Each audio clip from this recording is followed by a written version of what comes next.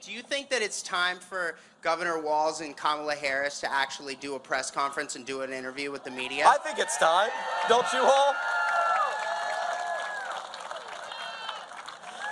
Look, it is such a cool thing to be able to run as Donald Trump's running mate and to be able to ask these wonderful people to be their vice president of the United States. It's an amazing honor.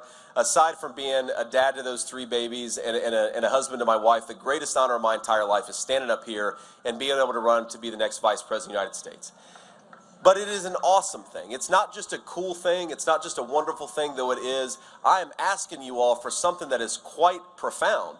It's to be the vice president of the most powerful nation in the world at one of the most important times in our history. If you want to get that kind of job, and you're asking the American people to give you that kind of job, I think you ought to interview for that job, right? There are a lot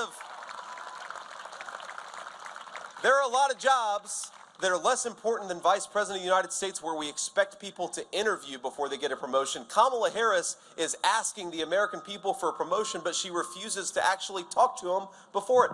Think about it. Every single event that Kamala Harris does, she's got a teleprompter in front of her.